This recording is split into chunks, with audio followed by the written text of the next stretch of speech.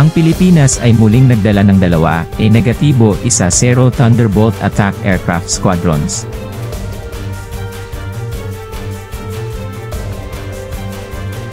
Sa isang makabuluhang hakbang upang palakasin ang mga kakayahan nitong militar, tinanggap kamakailan ng Pilipinas ang dalawang squadrons ng -10 Thunderbolt attack aircraft sa Air Force nito. Ang pagkuha na ito ay nagmamarka ng isang mahalagang sandali para sa Philippine Air Force, PF, pagpapahusay sa kapasidad ng pagpapatakbo nito at pagpapalakas ng strategic defense posture nito sa rehiyon. Ang -10 Thunderbolt, na kilala rin bilang Warthog, ay kilala sa tibay, firepower, at close air support na kakayahan nito. Binuo ng Fairchild Republic, ang -10 ay naging staple ng United States Air Force mula noong 1970s, na pangunahing idinisenyo para sa tank boosting at pagbibigay ng malapit na air support sa ground forces. Ang heavily armored frame nito, malawak na ordnance carrying capability, at ang iconic na GU-8 Avenger rotary cannon ay ginagawa itong isang mabigat na asset sa larangan ng digmaan. Para sa Philippine Air Force, ang pagpapakilala ng mga sasakyang panghimpapawid na ito ay kumakatawan sa isang malaking pag-upgrade sa mga kakayahan sa pakikipaglaban at suporta nito.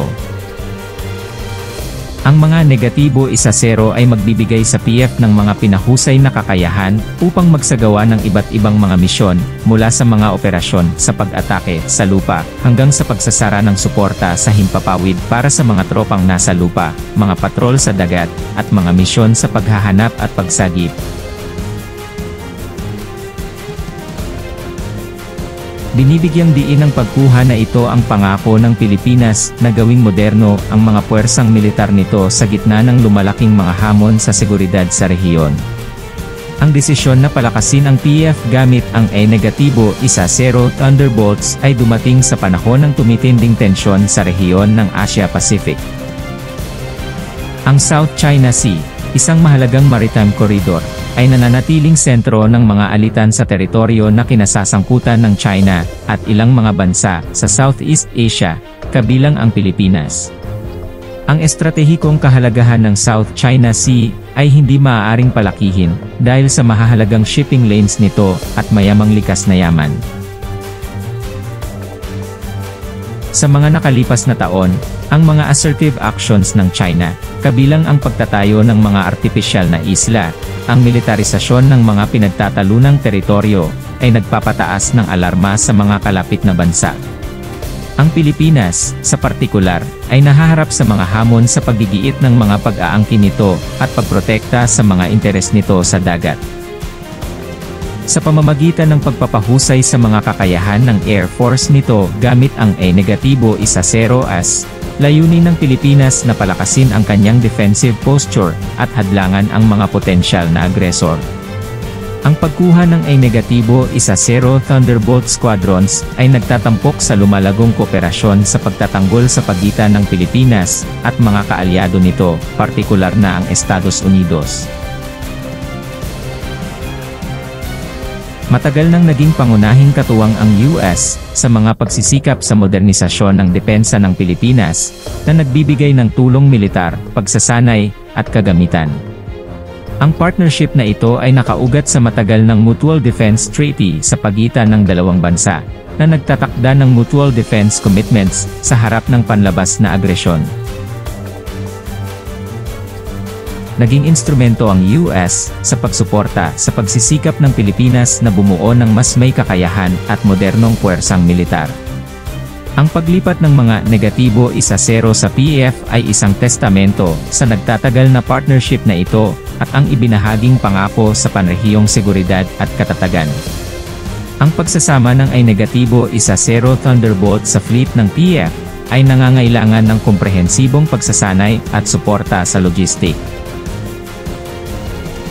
Sasailalim ang mga Filipino pilot at ground crew sa malawak na mga programa sa pagsasanay, upang maging pamilyar sa mga sistema ng sasakyang panghimpapawid, mga pamamaraan sa pagpapanatili, at mga taktika sa pagpapatakbo.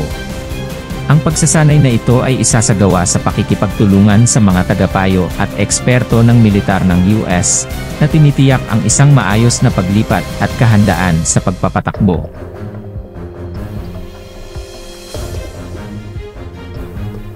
Bukod dito, ang pagpapakilala ng mga negatibo 1-0 ay nangangailangan ng mga upgrade sa umiiral na infrastruktura, kabilang ang mga hangar, mga pasilidad sa pagpapanatili, at mga sistema ng suporta. Kakailanganin ng PF na iakma ang logistical at maintenance frameworks nito upang matugunan ang mga natatanging pangangailangan ng negatibo 1-0 na tinitiyak ang patuloy na pagiging epektibo ng pagpapatakbo. Ang pagkuha ng mga negatibo 1-0 Thunderbolt Squadrons ay kumakatawan sa isang makabuluhang hakbang pasulong para sa Philippine Air Force, ngunit ito rin ay nagtataas ng mahahalagang katanungan tungkol sa hinaharap na trajectory ng diskarte sa pagtatanggol ng bansa. Sa mga bagong kakayahan na ito, nakahanda ang Pilipinas na gumanap ng mas aktibong papel sa mga hakbangin sa pansiguridad sa rehiyon, at mag-ambag sa sama-samang pagsisikap sa pagtatanggol kasama ang mga kaalyado nito. Sa mas malawak na konteksto, ang pagpapahusay ng mga kakayahan ng PF ay malamang na makakaimpluwensya sa panrehiyong dynamics ng seguridad, na posibleng magbago sa mga estratehikong kalkulasyon ng ibang mga bansang sangkot sa mga hindi pagkakaunawaan sa South China Sea. Ang pagkakaroon ng mga negatibo 1-0 sa rehiyon ay nagsisilbing isang makapangyarihang simbolo ng kapasiyahan ng Pilipinas na protektahan ang soberanya nito, itaguyod ang internasyonal na batas. Higit pa rito, ang pag-unlad na ito ay maaaring mag-udyok sa iba pang mga bansa sa Timog Silangang Asya na mamuhunan din sa paggawa ng makabago ng kanilang mga puwersang militar, na posibleng humantong sa paglaki ng mga armas sa rehiyon. Bagamat maaari nitong mapahusay ang kolektibong seguridad, binibigyang diin din nito ang kahalagahan ng mga pagsisikap ng diplomatikong tugunan ang mga pinagbabatayan na tensyon at isulong ang mapayapang paglutas ng mga hindi pagkakaunawaan. Ang pagdating ng dalawang eskwadron ng negatibo 1-0 Thunderbolt attack aircraft ay nagmamarka ng isang makasaysayang milestone para sa Philippine Air Force at sa kakayahan ng depensa ng bansa.